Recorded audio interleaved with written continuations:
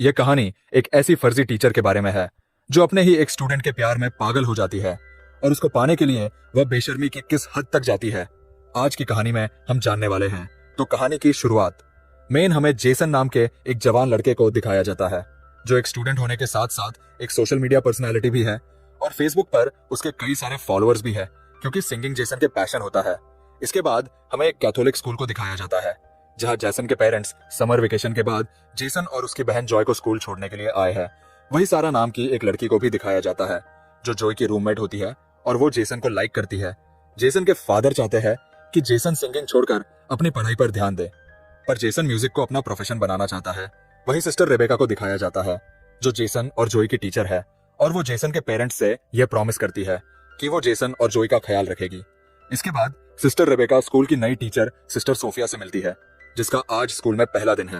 वो सोफिया को इस स्कूल के नियम कानून बताते हुए ये कहती है कि यहाँ टीचर्स के लिए प्रोटोकॉल है कि वो स्कूल में बिना मेकअप के आए। जिसके बाद सिस्टर सोफिया अपनी लिपस्टिक मिटाने लगती है। इसके बाद सिस्टर रेबेका सोफिया को पूरा स्कूल दिखाने लगती है तो वहीं पर इन्हें जेसन मिलता है।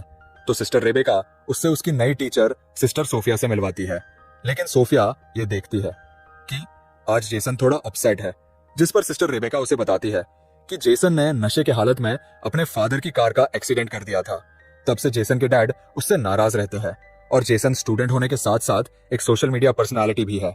अब इसके बाद जैसे ही सोफिया अपने कमरे में आती है तो वो अपने लैपटॉप में जेसन को देखकर उसकी तरफ अट्रैक्ट होने लगती है और जेसन को लैपटॉप पर ही किस करती है, जिससे ये पता चलता है कि सोफिया जेसन को पहले से जानती है। अब अगले दिन वो अपनी पहली क्लास अटेंड करने जाती है और सभी स्टूडेंट को अपना इंट्रो देती है, लेकिन उसी दौरान जेसन और सारा को बात करते हुए देखकर सारा को आगे बिठा देती है, जिस पर सारा को बहुत गुस्सा आता है। लेकिन यह देखकर जेसन की बहन जॉय को थोड़ा अजीब लगता है क्योंकि कैथलिक स्कूल में टीचर इस तरह का रूड बिहेव नहीं करते हैं। अब जैसे ही सोफिया बुक ओपन करती है तो जॉय कहती है कि क्लास शुरू होने से पहले सभी प्रेयर करते हैं। जिसके बाद सोफिया खुद प्रेयर करने के बजाय वो जॉय को प्रेयर करने के लिए कहती है। जिसके बाद जॉय प्रेयर करती है और उसके साथ सारे स्टूडेंट भी प्रेयर करने लगते हैं। तभी जॉय देखती है कि सोफिया प्रेयर नहीं कर रही और वो ये बात अपने भाई जेसन को बताती है। तभी जेसन को उस समय सारा का मैसेज आता है, इसलिए वो जॉय की बात पर इतना ध्यान नहीं देता। अब स्कूल के बाद सोफिया जेसन से मिलकर पूछती है कि क्या सारा तुम्हारी गर्लफ्रेंड है? तो जेसन कहता है कि मेरी कोई गर्लफ्रेंड नहीं है। ये सुनकर सोफिया बहुत खुश होती है, पर अगली सुबह वो जेसन और सारा को किस करते हुए देख लेती है और जेसन को क्लास में भेजकर सारा को डांटने लगती है। जिस पर सारा कहती है कि तुम मुझे नहीं जानती, मैं उस आदमी की बेटी हूं जो इस स्कूल को फंड दिया करते हैं। लेकिन सोफिया को इस बात से कोई फर्क नहीं पड़ता और वो उसे जेसन से दूर रहने के लिए कहती है। अब क्लास के बाद सोफिया जेसन को रुकने के लिए कहती है और उसे कहती है कि तुमने तो कहा कि तुम्हारी कोई गर्लफ्रेंड नहीं है, फिर तुम सारा के साथ क्या कर रहे थे? जिस पर जेसन के पास इस बात का कोई जवाब नहीं होता। जिसके बाद सोफिया कहती है कि तुम एक बार मेरे चैम्बर में आकर मिलना। अब थोड़ी देर बाद जब जेसन सोफिया से मिलने के लिए जाता है तो वो देखता है कि सोफिया अपनी बॉडी को मॉइस्चराइजर कर रही होती है। असल में सोफिया ने जानबूझकर अपने कमरे का दरवाजा खुला रखा था ताकि जेसन उसे ऐसी हालत में देखकर उसकी तरफ अट्रैक्ट हो जाए। अब अगली सुबह सोफिया जेसन से पूछती है कि वो उससे मिलने क्यों नहीं आया, जिस पर जेसन कहता है कि वो भूल गया था। अब यहाँ जेसन और जॉय को स्कूल आए हुए 1 हफ्ता हो चुका है और वीकेंड पर उनके पेरेंट्स उन्हें अपने घर लेने के लिए आए होते हैं। वही सिस्टर सोफिया का जेसन के बगैर मन नहीं लगता, इसीलिए वो सिस्टर रेबेका से अपने आंटी की तबीयत खराब होने का बहाना करके स्कूल से लीव ले लेती है।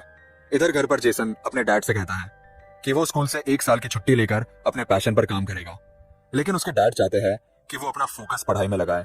जिस पर इन दोनों के बीच बहस हो जाती है और जेसन नाराज होकर बाहर आ जाता है और अकेले ही बाहर गाना गा रहा होता है। इसी दौरान सोफिया अपनी कार लेकर जेसन के घर आती है और छुपकर उसकी सिंगिंग को एंजॉय कर रही होती है। तभी जेसन को सारा का कॉल आता है, जिससे सोफिया गुस्सा होने लगती है और तभी सोफिया का पैर गलती से किसी चीज से टकराता है और आवाज आने पर जेसन उसकी तरफ बढ़ने लगता है। लेकिन तभी जेसन को जॉय का मैसेज आता है और वो वापस अंदर चला जाता है। अब सोफिया किसी तरह सारा को जेसन से दूर करना चाहती है, इसलिए वो अपनी पहली चाल चलती है जिसमें वो रात को सारा के कमरे में जाकर उसकी बुक में ड्रग्स रख देती है। लेकिन बाहर निकलते समय उसका सामना सिस्टर रेबेका से होता है तो वो उन्हें बताती है कि उसे किसी की आवाज सुनाई दे रही थी, इसीलिए वो देखने के लिए यहाँ आई थी। इसी दौरान जॉय नींद से उठ जाती है जो सारा के रूम में ही रहती है और दोनों की बातें सुनकर उसे सोफिया पर शक होने लगता है। अब अगली सुबह क्लास में सोफिया सारे स्टूडेंट्स को वही पेज ओपन करने के लिए कहती है जिस पर उसने सारा की बुक के उसी पेज में ड्रग्स रखा था। जिसके बाद वो सारा को ड्रग्स के साथ पकड़ लेती है और उसे कहती है कि तुम्हें इसके लिए बहुत बड़ी सजा मिलेगी। जिसके बाद इस बात की खबर पूरे स्कूल में फैल जाती है, जिससे सारा को स्कूल से सस्पेंड कर दिया जाता है।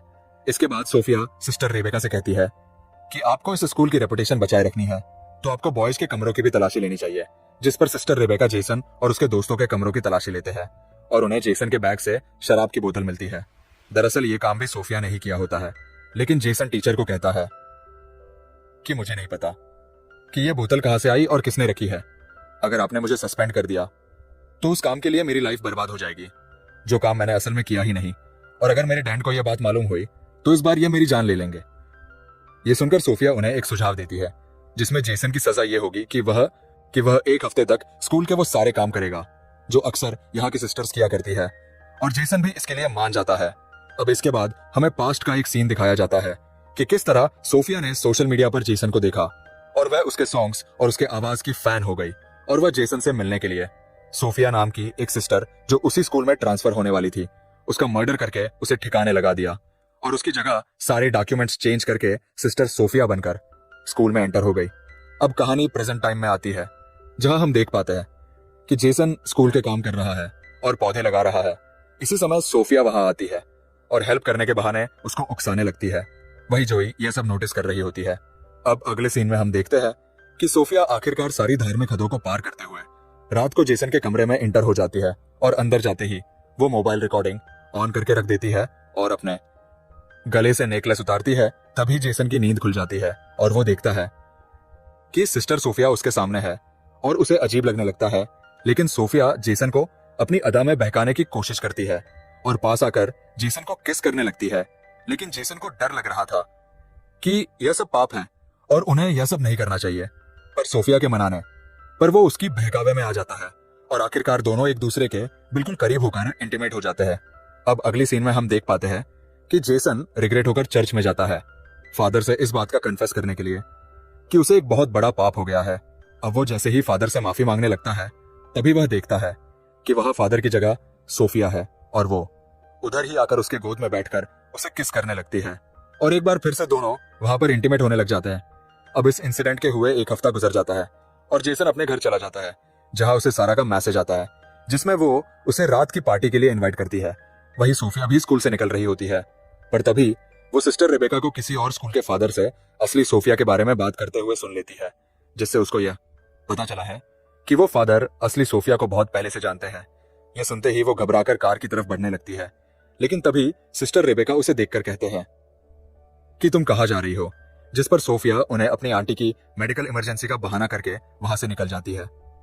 अब उसी रात जेसन अपने डैड से कहता है कि वो सारा के घर पार्टी में इनवाइट है, लेकिन उसके डैड उसे जाने से मना कर देते हैं। जेसन सारा के घर जाकर काफी शराब पीता है, जिसके बाद सारा उसे एक कमरे में ले जाती है और दोनों एक दूसरे को किस करने लगते हैं। पर इसी दौरान जेसन को सोफिया के साथ किए हुए इंटीमेट सीन याद आने लगते हैं, जिसके बाद वो एक बियर बोतल लेकर वहां से निकल जाता है, लेकिन उसको पुलिस खुलेआम बियर की बोतल के साथ पकड़ लेते हैं। पर तभी वहां सोफिया आकर पुलिस को बताती है कि जेसन मेंटली काफी डिस्टर्ब है और उन्हें वो कन्विंस करती है कि वो जेसन को जाने दे, जिसके बाद सोफिया की बात मानकर पुलिस उसे जाने देती है। अब जेसन सोफिया से कहता है कि वो नशे की हालत में घर नहीं जा सकता, इसलिए सोफिया उसे होटल के एक रूम में ले जाती है। वहीं हम देखते हैं कि जेसन की माँ उसके डैड को यह समझाने लगती है कि उन्हें जेसन को उसके पैशन के लिए 1 साल का समय देना चाहिए, जिस पर जेसन के डैड मान जाते हैं और उसे घर वापस लाने के लिए जाते हैं। वही इधर जेसन को रूम में लेकर आने के बाद सोफिया अपने कपड़े उतारने लगती है ताकि दोनों फिर से इंटीमेट हो सके, पर जेसन को शक होने लगता है कि वो हर जगह उसे फॉलो कर रही है और वो कहता है कि हम दोनों ने आज तक जो भी किया वो वाकई में एक बहुत बड़ा पाप है और मैं इस रिग्रेट से बाहर नहीं निकल पा रहा हूँ और अब आगे से हम दोनों ये सब कभी नहीं करेंगे। लेकिन सोफिया कहती है कि हम दोनों के बीच काफी सिमिलैरिटी है और हम दोनों के ही डेड हमें नहीं समझाते और हम दोनों एक दूसरे से मिले ही इसलिए कि दोनों एक दूसरे के साथ रह सके। लेकिन जेसन सोफिया की कोई बात नहीं मानता और वो सोफिया को उधर ही छोड़कर चला जाता है, जिससे सोफिया को बहुत गुस्सा आता है। वही जेसन के फादर उसे ढूंढ लेते हैं और उसे कहते हैं कि उन्होंने कहीं ना कहीं जेसन को फोर्स किया है और वो उसे सॉरी कहकर उसे एक मौका देने की बात करते हैं। अब अगले दिन सुबह जब जेसन और जोई दोनों स्कूल के लिए निकलते हैं तो सोफिया भी वहां होती है और वो उन्हें देखकर कार स्टार्ट करके जाने लगती है। तभी जोई उस कार को देख लेती है और स्कूल आकर उस कार को ढूंढ भी लेती है और नंबर के जरिए ऑनलाइन चेक करती है, जिससे उसे पता चलता है कि वो कार सोफिया के नाम पर ही रजिस्टर है। जिससे जोई को मेन यकीन हो जाता है कि वो सोफिया ही थी जो उनके घर के बाहर ठहरी थी। वहीं इधर जेसन अपने कमरे में जाता है तो सोफिया उसे बेहोश पड़ी मिलती है, जिससे वो घबरा कर उसे होश में लाने के लिए माउथ टू माउथ ऑक्सीजन देने की कोशिश करता है, लेकिन उसे पता चलता है कि सोफिया नाटक कर रही है। जिस पर जेसन सोफिया पर गुस्सा होकर यह कहता है कि मैं इस बारे में फादर को रिपोर्ट कर दूंगा। लेकिन सोफिया को इस बात से कोई फर्क नहीं पड़ता और वो कहती है कि अगर तुमने रिपोर्ट किया तो मैं भी सभी को बता दूंगी कि तुम एक स्टूडेंट होकर किस तरह एक टीचर के साथ बेशर्मी की सारी हदें पार कर चुके हो। अब जेसन समझ जाता है कि वो बुरी तरह फंस चुका है। तभी उसे जोई फोन करके सोफिया के कार के बारे में बताती है, जिस पर जेसन उसे कहता है कि वो इस बारे में किसी को ना बताए। अब आगे हम देखते हैं कि क्लास में प्रेयर के बाद सिस्टर रेबेका सारा को दोबारा वापस लेकर आई है, जिससे सोफिया को बहुत गुस्सा आता है और क्लास के बाहर सोफिया सिस्टर रेबेका को नियम समझाने लगती है कि किस तरह आप सारा को वापस स्कूल में परमिशन दे सकती है। जिस पर सिस्टर रेबेका कहती है कि तुम मुझे नियम कानून मत सिखाओ, मुझे पता है कि क्या करना चाहिए और क्या नहीं, और तुम पहले प्रेयर करना सीखो। अब एक तरफ सारा के वापस आने की खुशी में जेसन सिंकिंग कर रहा होता है, तो दूसरी तरफ सोफिया गुस्से में आकर एकदम साइको की तरह बिहेव करने लगती है। इसके बाद हम देखते हैं कि सारा जब नहा रही थी तो सोफिया वहां जाकर उसके सर दीवार पर मार मार के उसकी जान ले लेती है और फिर साबुन गिराकर इस मर्डर को एक नॉर्मल एक्सीडेंट की तरह दिखाने की कोशिश करती है। इसके बाद जब जोई नहाने के लिए जाती है तो वो सारा को मरी हुई देखकर चिल्लाने लगती है। इसके बाद सारा की बॉडी को पोस्टमार्टम के लिए ले जाया जाता है। इसी दौरान सारा की लाश देखकर जोई ये कह रही होती है कि इतने सालों में शावर लेते समय कभी भी ऐसा नहीं हुआ, यहाँ कुछ ना कुछ तो गड़बड़ जरूर हुआ है। अब अगले दिन चर्च में प्रेयर करने के बाद जब सोफिया बाहर आती है तो जेसन सोफिया से कहता है कि जरूर तुमने कुछ किया होगा, जिस पर सोफिया कहती है कि पुलिस ने इसको एक एक्सीडेंट डिक्लेयर कर दिया है और वैसे भी यहाँ कोई गुनहगार नहीं है और सबसे बड़े गुनहगार तो तुम हो जिसने एक नन के साथ संभोग किया है। ये कहकर वो उसे वो एमएमएस दिखाने लगती है जो उसने इंटीग्रेट होने के दौरान छुपाकर रिकॉर्ड किया था और वो कहती है कि अगर तुमने सारा के बारे में कुछ भी अपनी जुबान से निकाला तो मैं ये एमएमएस सोशल मीडिया पर वायरल कर दूंगी। अब अगले दिन सुबह जब सोफिया जेसन और जोई को घर जाते हुए देखती है तो इस बार वो सिस्टर रेबेका से अपने आंटी के डेथ का बहाना बनाकर वहां से निकल जाती है और उसी रात जेसन और उसकी फैमिली डिनर के लिए बाहर एक रेस्टोरेंट में जाते हैं, पर वहां वो देखते हैं कि सिस्टर सोफिया भी यहाँ आई हुई है। इसके बाद सोफिया जेसन के पेरेंट्स को अपना एंट्री देती है, जिस पर उसके डैड उसे अपने साथ ज्वाइन होने के लिए कहते हैं, लेकिन जेसन नहीं चाहता कि वो यहाँ बैठे, पर उसके बाद सोफिया के बैठने का इंतजाम कर देते हैं और वो उनके साथ बैठ जाती है। लेकिन जेसन अनकंफर्टेबल होने लगता है और ये सब उसकी बहन जोई नोटिस कर रही होती है। वहीं सिस्टर रेबेका सोफिया के आंटी के डेट पर फूल भेजने के लिए उस जगह का पता लगाने की कोशिश करती है, जिससे उन्हें यह मालूम होता है कि उधर किसी की भी डेथ नहीं हुई और ना ही वो सोफिया का एड्रेस है। इधर जोई के कहने पर जेसन अपनी बहन को सब कुछ बता देता है कि किस तरह वो धीरे धीरे सोफिया के जाल में फंस गया और सोफिया ने उनके इंटीमेट होने का एक एमएमएस भी बना लिया है, इसलिए वो कुछ भी नहीं कर सकता। जिसके बाद दोनों मिलकर एक प्लान बनाते हैं कि वो नन असली सोफिया है या नहीं, इसकी सबूत तलाश करेंगे। अब अगले दिन हम देखते हैं कि सिस्टर रेबेका को रात के कॉल पर सोफिया पर शक हो चुका था, इसलिए वो सोफिया को अपने कमरे में बुलाकर ये कहती है कि जब से तुम आई हो कुछ ना कुछ गड़बड़ होता ही जा रहा है और तुम्हारे आते ही मैंने अपने बेस्ट स्टूडेंट को सस्पेंड भी कर दिया और अब तुम्हारी आंटी की डेथ का झूठा खबर भी पकड़ा गया है। ये कहकर वो फादर से कंप्लेंट करने जाने ही वाली होती है, तभी सोफिया एक लैंप से मारकर सिस्टर रेबेका को घायल कर देती है। वहीं हम देखते हैं कि जेसन और जोई सोफिया के कमरे में पहुंच जाते हैं उसके खिलाफ सबूत ढूंढने के लिए, जहां जाकर उन्हें असली सोफिया का लैपटॉप मिल जाता है और साथ ही उस लड़की का लैपटॉप भी मिलता है जो सोफिया बनकर यहाँ आई हुई है, जिसका असली नाम लॉरा है। और वह देखते हैं कि उसने जेसन के कई सारे पिक्चर्स सेव करके रखी हुई है। ये देखकर वह दोनों समझ जाते हैं कि लॉरा पूरा प्लान बनाकर यहाँ आई है। अब ये बात वह सिस्टर रेबेका को बताने के लिए जाते हैं, तभी उनका सामना सोफिया यानी लॉरा से होता है और वह जेसन के हाथ में अपना लैपटॉप देखकर यह समझ जाती है कि उसका राज खुल चुका है। लेकिन वह जेसन से अपने पागलपन का इजहार करते हुए ये कहती है कि तुमने जितने भी गाने गाए हैं वो सब मेरे लिए ही थे, जिससे जेसन और जोई समझ जाते हैं कि यह लड़की पूरी तरह से साइको बन चुकी है। जिसके बाद वो आगे बढ़ने लगते हैं, लेकिन तभी मौका देखकर सोफिया जोई पर लैंप से वार कर देती है, जिससे जेसन गुस्से में आकर उसका गला दबाने लगता है। तभी वह जेसन के पैरों के बीच लात मार देती है, जिससे वो दर्द से गिरकर बेहोश हो जाता है। जिसके बाद वो जोई को फिर से उसी लैंप से मारने ही वाली होती है। तभी वहां पर सिस्टर रेबेका आकर उसके हाथ से वो लैंप छीन लेती है लेकिन वो सिस्टर रेबेका को भी मारने लगती है। तभी जेसन होश में आकर अपनी जेब से स्क्रू ड्राइवर निकालता है और सोफिया की पीठ में वार कर देता है, जिससे वहीं पर सोफिया की मौत हो जाती है।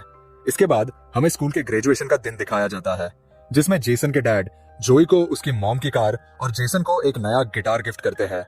और इसी सीन को दिखाते हुए ये शानदार कहानी यहीं पर खत्म हो जाती है। तो दोस्तों, ये कहानी आपको कैसी लगी कमेंट में जरूर लिखिएगा।